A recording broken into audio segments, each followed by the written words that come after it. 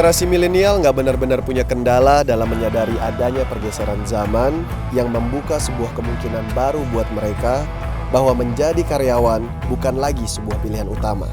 Tapi, yang sering menjadi kendala adalah kurangnya informasi dan inspirasi yang mereka butuhkan dalam menyambut perubahan tersebut. Menjadi seorang entrepreneur.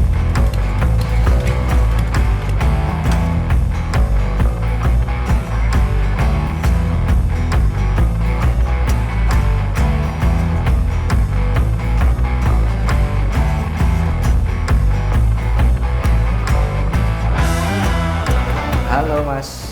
Halo Mas Luki. Hai. Perkenalkan Mas, saya Reza. Ya, saya Luki. Apa kabar Mas Luki? Baik. Oke Mas, jadi saya datang ke sini karena rasa penasaran nih Mas. Karena jam tangan dari kayu ini sesuatu hal yang baru banget nih buat saya. Iya, nih. baru lihat ya? Iya.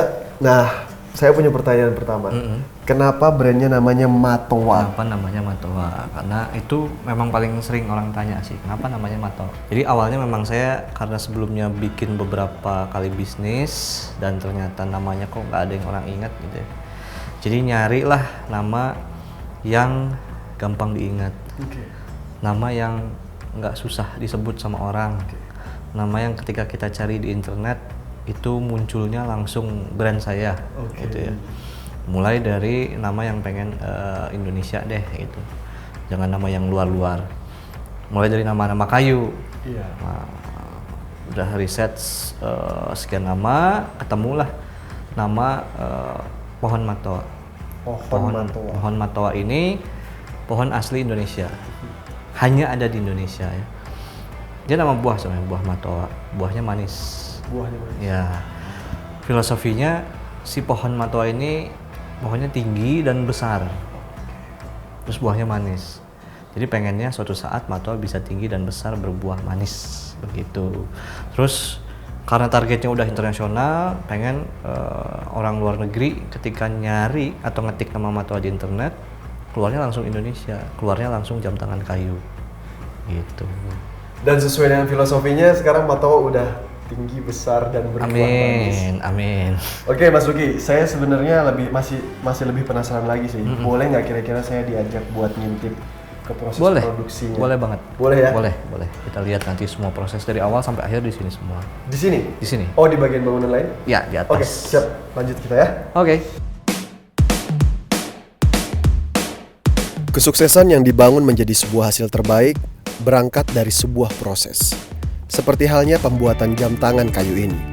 Pemilihan kayu terbaik hingga penyempurnaan agar menjadi hasil yang maksimal dengan dukungan para tangan terampil di setiap bidangnya, semata-mata untuk menawarkan sebuah kepuasan. Hal apa tentang kayu yang membuat Mas Luki memutuskan membuat terobosan dalam pembuatan jam tangan? Kayu di Indonesia itu masih dipandang sebelah mata gitu. Padahal kita lihat tadi bikinnya kan susah. Betul. Perlu ketelitian. Betul. Itu baru jam tangan aja. Kalau kita ngomongin yang kerajinan yang pahat-pahatan itu, Ukiran-ukiran lain ya. itu ada artnya. Betul. Bikinnya susah juga. Betul. Terobosan dari sisi value yang dibungkus sesuai dengan apa yang market suka. Market sukanya begini, supaya value-nya naik, ngemasnya harus kayak gimana, baru harganya bisa naik.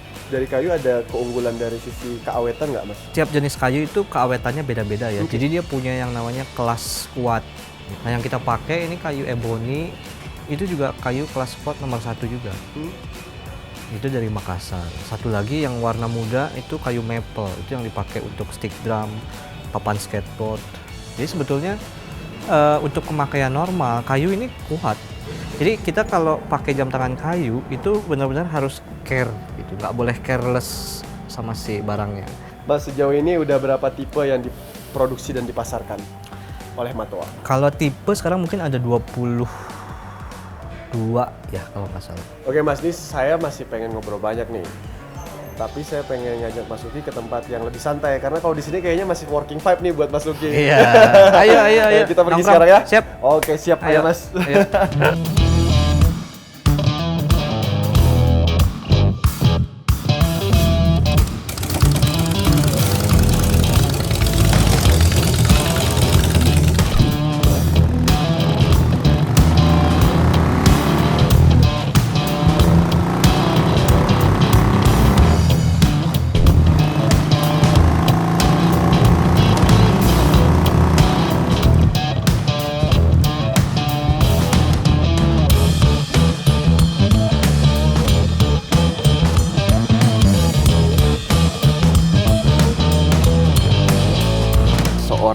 Lucky Dana Arya. Itu sosok yang seperti apa sih? Saya anak satu-satunya, termasuk klasifikasi senior milenial. Masih milenial, kelahiran 86. Tahan banting lah. Keinginan untuk berubah karena kehidupan pada saat saya kecil kurang baik lah dari sisi ekonomi ya. Dari sisi ekonomi. Ditambah karakter saya yang memang pengen mimpin, Betul. pengen punya usaha, ya semakin kuat. Nah, kemudian pada satu titik Mas Lucky memutuskan untuk membangun Matoa. Langkah awal apa yang Mas Lucky ambil waktu itu, Mas? Ada nggak sih jatuh bangun dalam prosesnya? Sebelum Matoa itu saya udah pernah coba bikin bisnis mungkin sampai 10 kali lah. Jadi 10 kali? Sejak sekolah itu udah bisnis. Tapi bisnisnya nggak yang kayak Matoa sekarang. Betul. Yang pertama yang saya pelajari Iya. gitu ya, dari kerja kan, kalau gagal harus segera ini ya, balikin lagi spiritnya biar langsung bangkit lagi. Iya. Oke nih Mas, kita balik lagi ke Matoa nih. Matoa udah berapa lama Mas berjalannya? Sekarang 8 tahun. Tahun ke-8-nya. Tahun ke-8. Di tahun ke-8-nya nih Mas, tantangan terberat apa yang sedang dihadapi Matoa dan bagaimana Mas Lucky nge-handle-nya? Tantangan terberat justru itu ya, bener yang dibilang sama orang, lebih susah mempertahankan daripada ngebangun. Sekarang itu untuk lebih memperbesar market, bertahan di antara kompetitor. Istilahnya kalau Matoa untuk jam tangan kayu, dia tuh ngebuka pet gitu ya, Betul. Untuk- kompetitor yang lain. Iya. Gitu. Nah ini kalau kita lengah sedikit, mungkin yang lain bisa nyusul. Nah itu tantangan terberat banget sih. Terus strategi apa Mas? Kita harus rajin-rajin inget-inget dulu pertama kali saya ngebangun Matoa itu seperti apa. Kadang-kadang anginnya tuh datang dari diri sendiri malah. Oke. Jadi kita lupa kita di atas angin, Iya. itu yang malah bikin kita lengah. Terkadang kelengahan dan badannya itu datang dari diri kita sendiri. Boleh ceritain nggak spesifiknya apa? Dulu sempat saya ngerasa setiap saya bikin apa-apa itu berhasil semua. Bikin Matoa berhasil, bikin restoran 1 berhasil, 2 berhasil, sampai 7. Saya mulai ngerasa marketing gini-gini doang kayaknya ya, bisnis gitu kan. Yang pada akhirnya ternyata membuat saya nggak fokus. Energi saya semakin kebagi gitu ya. Dan saya nggak sadar bahwa ternyata kemampuan setiap orang itu ya segitu, dia nggak bisa dilebih-lebihin gitu ya. Kalau kita mau kemana-mana, kita tuh nggak akan pernah nyaman. Jadi kalau kita mau nyaman, kita nggak akan pernah kemana-mana. Tapi kalau kita mau kemana-mana, kita nggak akan pernah nyaman.